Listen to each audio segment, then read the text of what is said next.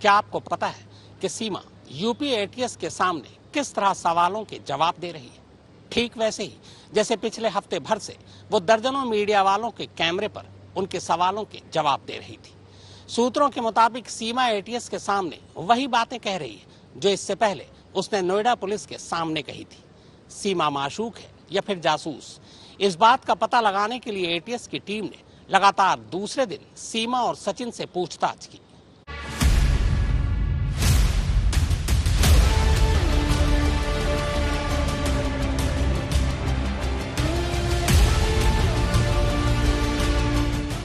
सीमा ने बिल्कुल पागल बना रखा है। UP ATS, UP police, IB समेत तमाम एजेंसियां उसका सच जानने की कोशिश कर रही हैं। यूपी एटीएस लगातार 2 दिनों से उससे पूछताछ कर रही है। एजेंसियों के साथ साथ दोनों मुल्कों के लोग इस स्टोरी का क्लाइमेक्स देखना चाहते हैं। सीमा की जान को सिर्फ अपने मुल्क यानी पाकिस्तान में ही नहीं बल्कि हिंदुस्तान में भी खतरा होने की बात कही जा रही है। कायदे से सीमा की जगह कोई और होता तो उसकी सांसें हलक में अटक जाती। लेकिन यहाँ सीमा है कि इन सारी बातों से बेफिक्र मुस्कुरा रही है। कभी हथेलियों से दिल के निशान बना रही है तो कभी डांस स्टेप्स दिखा रही है। सवाल है कि ऐसा कौन कर सकता है? कोई बेहद स्मार्ट सीक्रेट एजेंट यानी मजा हुआ जासूस, या फिर दुनियादारी से बेखबर अपने आशिक की दुनिया में कोई माशूक? सोचने पर आए तो ये दोनों ही बातें सीमा पर फिट बैठने वाली लगती हैं। शायद यही वजह है कि सीमा के जासूस और माशूक होने पर भी लोगों की राय बंटी हुई है। लेकिन एजेंसियां राय से नहीं चलती बल्कि सबूतों से चलती है और इसीलिए सीमा से पूछताछ जारी है। इस बीच सीमा के नाम से एक नहीं दसियों सोशल मीडिया अकाउंट हो गए। इंस्टाग्राम से लेकर फेसबुक तक हर जगह फिल्टर लगी तस्वीरों और वीडियोस की बाढ़ आ गई। जो यूट्यूब चैनल चंद व्यूज के लिए तरस जाते थे, सीमा की ताबड़तोड़ स्टोरीज से उनके व्यूज और टाइम स्पैन का मीटर टूटा जा रहा है।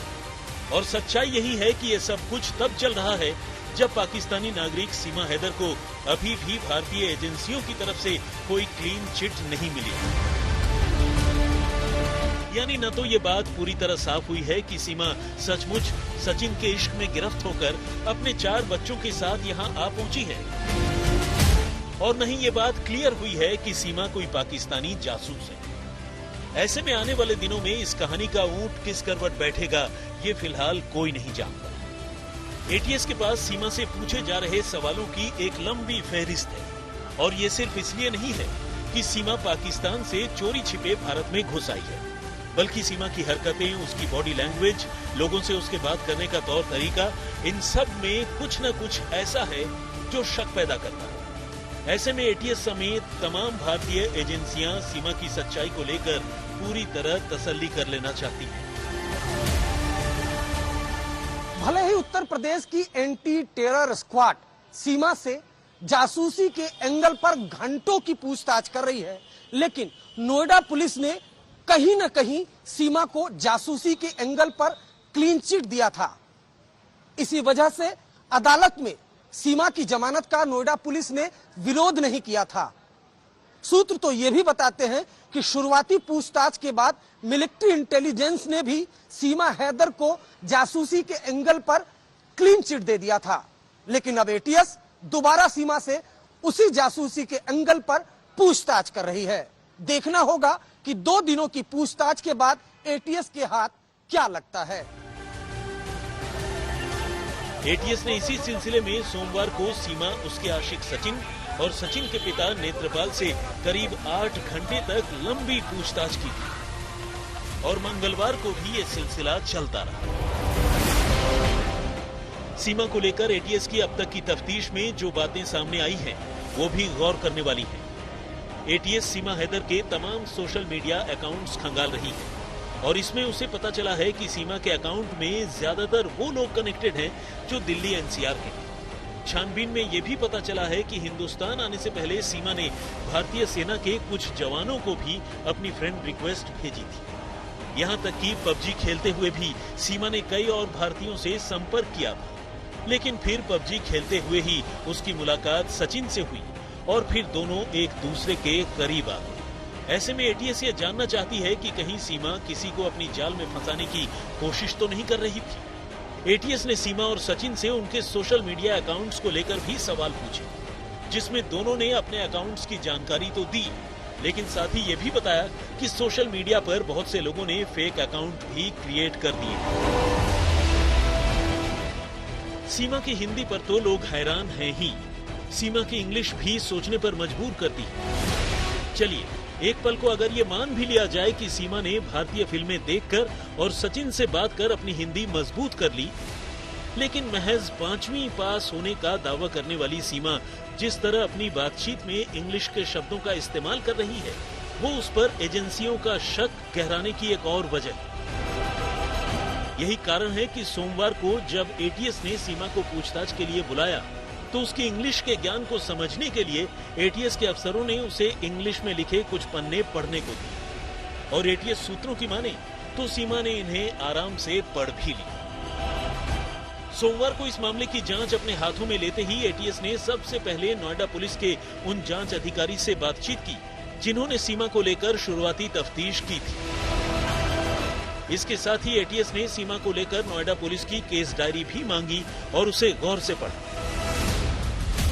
ध्यान देने वाली बात यह है कि नोएडा पुलिस और इंटेलिजेंस ब्यूरो की शुरुआती जांच में सीमा को एक तरह से क्लीन चिट दे दी गई थी। यही वजह है कि जासूसी के शक में गिरफ्तार होने के बावजूद सीमा को गिरफ्तारी के तीसरे ही दिन अदालत से जमानत मिल गई और ये अपने आप में एक अनोखा मामला था। ग्रेटर नोएडा की पुलिस ने सीमा को 4 जुलाई को गिरफ्तार किया था और जेवर कोर्ट ने उसे 7 जुलाई को कुछ हिदायतों और शर्तों के साथ जमानत पर रिहा कर दिया। खास बात यह रही कि नोएडा पुलिस ने अदालत में उसकी जमानत की अर्जी की सुनवाई के दौरान अपनी तरफ से कोई विरोध नहीं किया। यानी ये इशारा सीमा को नोएडा पुलिस और आईबी की ओर से क्लीन चिट दिए जाने का ही था। जेवर जिला कोर्ट ने जब 7 जुलाई को सीमा को जमानत दी थी तब उसकी एक वजह उसके 4 छोटे छोटे बच्चे भी थे। सीमा के वकील ने कोर्ट में बाकायदा दलील दी थी कि सीमा इश्क के चक्कर में ही पाकिस्तान से भारत बगैर वीजा के चली आई, इसके अलावा उसका कोई जुर्म नहीं है। तब नोएडा पुलिस ने भी सीमा की जमानत का विरोध नहीं किया था।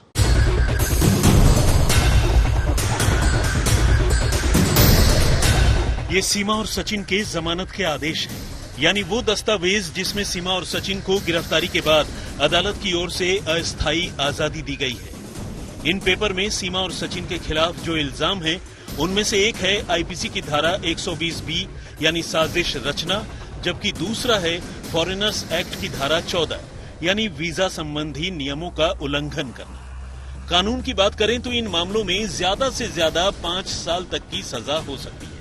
यानी सीमा और सचिन का जुर्म कोई संगीन अपराध के दायरे में नहीं आता है और शायद इसीलिए शुरुआती तफ्तीश के बाद अदालत से दोनों को जमानत मिल चुकी है।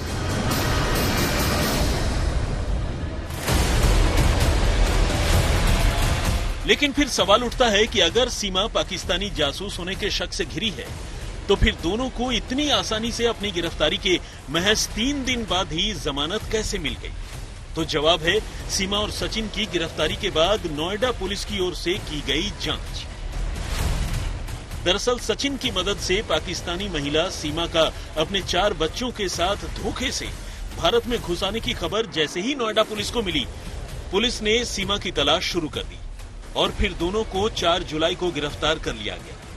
लेकिन गिरफ्तारी के साथ ही जब पुलिस और इंटेलिजेंस ब्यूरो के अफसरों ने सीमा और सचिन से पूछताछ की तो शुरुआती पूछताछ से ही ये साफ हो गया कि उन दोनों का और खासकर सीमा का जासूसी से कोई लेना देना नहीं है और सीमा सिर्फ और सिर्फ सचिन के प्यार में ही पाकिस्तान और भारत की सरहदें लांघकर ग्रेटर नोएडा पहुंच गई।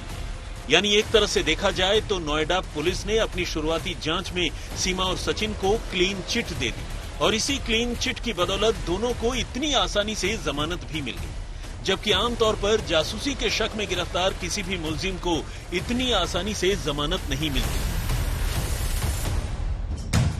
एक खास बात यह भी रही कि गिरफ्तारी के 3 दिन बाद जब दोनों के वकील ने अदालत में दोनों की तरफ से जमानत की अर्जी दाखिल की तो पुलिस ने उसका विरोध भी नहीं किया।